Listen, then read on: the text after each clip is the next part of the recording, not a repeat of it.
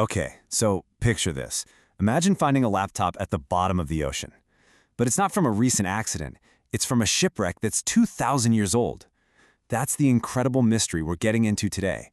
An object so advanced, it just flat out shouldn't exist. Let's dive in. So this is what they pulled up from the depths of the Mediterranean. Just a corroded lump of bronze. At first glance, it just looks like a rock. But what was hiding inside? Wow. It was a level of technology that was completely, totally out of place for the ancient world. It's called the Antikythera mechanism. And what you're looking at is, and I'm not exaggerating here, the oldest known analog computer. Just think about that for a second. A stunningly complex calculator of the cosmos built 2 millennia before the digital age was even a dream. Now, to really wrap your head around this thing, you have to understand why it's often called an impossible object. I mean, it's pretty simple, really. It's like finding a piece of the future that was somehow left behind in the distant past. So what exactly was it?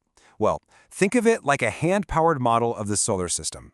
A ridiculously complex machine just full of interlocking gears, all designed to map out the heavens and predict where everything was going to be. The story of how we even found this impossible object, it's just as wild as the thing itself. It all kicks off with a complete disaster, a violent storm that accidentally led to one of the greatest archaeological finds in history. Let's go back to the 1st century BC. You've got this massive Roman cargo ship absolutely loaded down with priceless Greek treasures. It's making its way from Asia Minor to Rome. Well, it never made it. A brutal storm just smashed it against the cliffs of this tiny, remote Greek island called Antikythera, sending the ship and its amazing cargo straight to the bottom of the sea. And there it sat for 2,000 years, just forgotten. Then, fast forward to Easter of 1900, a crew of Greek sponge divers gets blown off course by, you guessed it, another storm. They end up taking shelter at that very same island. They start diving and just happen to stumble onto the ancient wreck.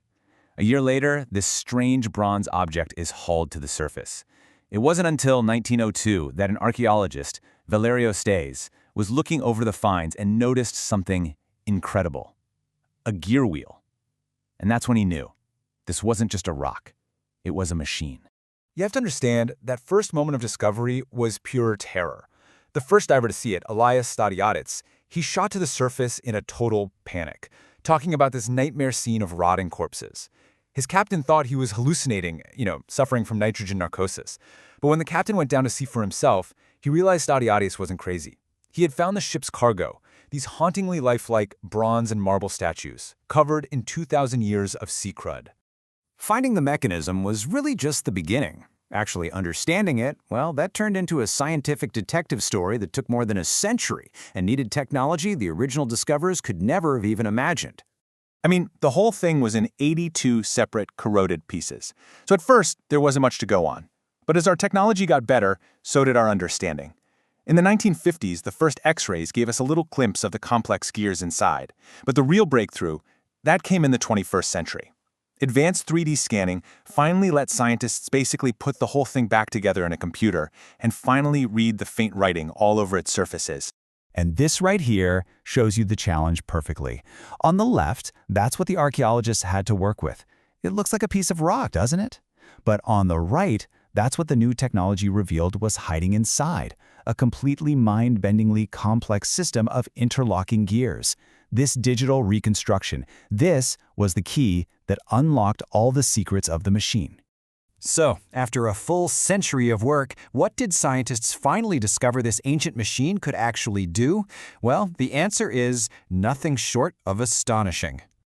By just turning a simple hand crank, an ancient Greek could pretty much map the entire universe. It predicted the position of the sun and moon against the zodiac, it tracked the 5 planets you can see with the naked eye, it showed the phases of the moon. And, get this, it could predict solar and lunar eclipses by tracking this super complex astronomical pattern called the Saros cycle. Oh, and on top of all that, it even kept track of the 4-year cycle for the ancient Olympic Games. It was a complete astronomical calculator and calendar all in one. And the precision, this is what's truly staggering. Researchers estimate that the mechanism was accurate to within 1 degree of error over a span of 500 years. That level of mechanical accuracy from that long ago it's just breathtaking.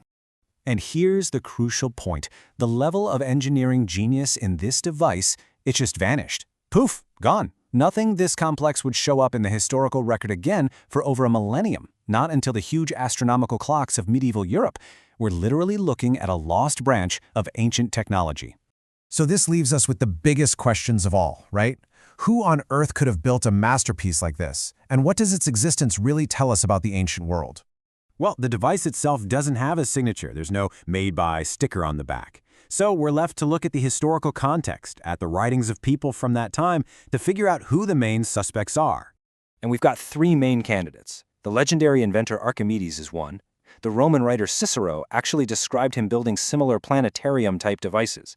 Another strong possibility is the astronomer Hipparchus, because his theories are clearly baked right into the machine's calculations. And finally, there's the philosopher Posidonius, who lived on the island of Rhodes, which was a major center for astronomy. We can't be 100% certain, but what's clear is this wasn't a one-off fluke. It was the product of a really sophisticated tradition of Greek mechanical engineering. But you know what? Maybe more important than who built it is what it represents. This device is so much more than a calculator. It's a philosophical bombshell. In a world where an eclipse might be seen as a terrifying omen from an angry god, this machine says something radical. It says the universe isn't governed by divine whims, but by physical, predictable rules. It shows a belief that the cosmos works like a grand clockwork, a machine that can be understood. And that single idea, that nature has laws we can discover, that is the very foundation of all modern science. And all of this leaves us with a final kind of haunting thought. The Antikythera mechanism was found by pure chance. It only survived because it was lost in a catastrophic shipwreck. So it really makes you wonder, what else did they build? What other marvels of ancient genius are still out there, undiscovered? Or were they just lost forever to the sands of time?